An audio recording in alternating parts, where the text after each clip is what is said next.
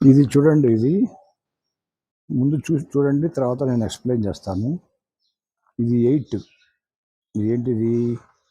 pH value of the water. Okay, 8 ఉంది, చెప్తాను.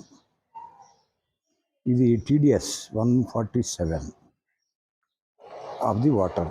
ఈ వాటర్ ఎక్కడిదో తెలుసా? ఇది ప్రయాగ్రాజ్ కుంభమేళాలో త్రివేణి సంగమం గంగా, జమున, సరస్వతి 3 నదులు కలిసే దగ్గర ఇవి నేను తీసుకొచ్చాను. నిన్న హైదరాబాద్కి వచ్చాను. Good morning. చూశారు కదా వాటర్, మన గంగా, జమున, సరస్వతి. ఈ వాటర్ని నేను ఒక చిన్న బాటిల్లో తీసుకొచ్చాను, టెస్ట్ చేద్దామని వాటర్ ఎలా ఉన్నాయని చెప్పేసి. అక్కడ ఫ్లోటింగ్ దగ్గర వాటర్ చాలా బాగున్నాయి. ఆ వాటర్ తాగడానికి చాలా మంచిది. అవి తాగాలి మనం. తాగటం వల్ల మనకు ఎలాంటి అనారోగ్యాలు రావు.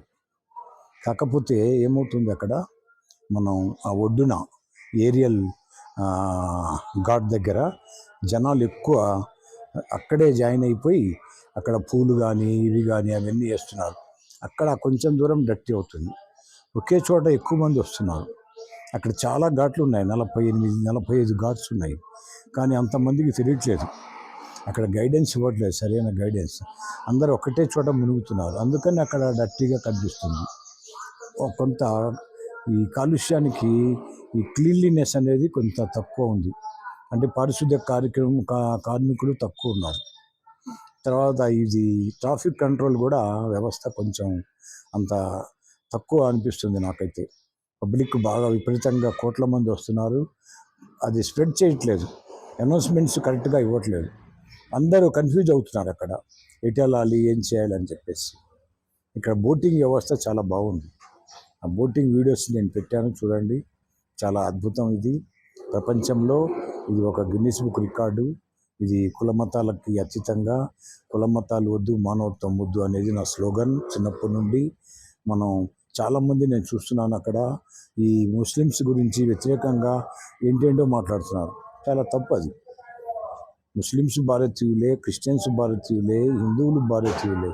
భారతదేశంలో ఉన్న ప్రతి వ్యక్తి భారతీయుడే. అందరినీ మనం గౌరవించాల్సిన బాధ్యత మన అందరిది.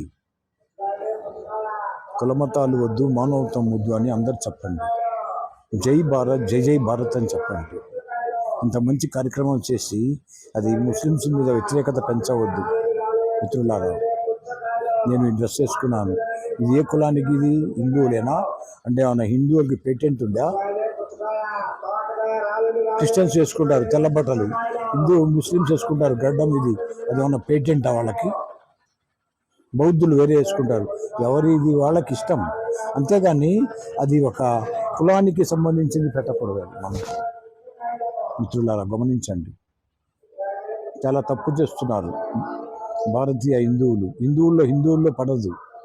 ఒక హిందువు ముందు గౌరవించట్లేదు, నేను గమనిస్తున్నాను. తక్కువ జాతి వాళ్ళని ఎక్కువ జాతి వాళ్ళు దగ్గర రానియరు. ఎందుకు? అందరం సమానత్వం పెంచాలి. మహాత్మా గాంధీ చెప్పారు, బౌద్ధుడు చెప్పారు, జీసస్ క్రైస్ట్ చెప్పారు, అల్లా చెప్పారు.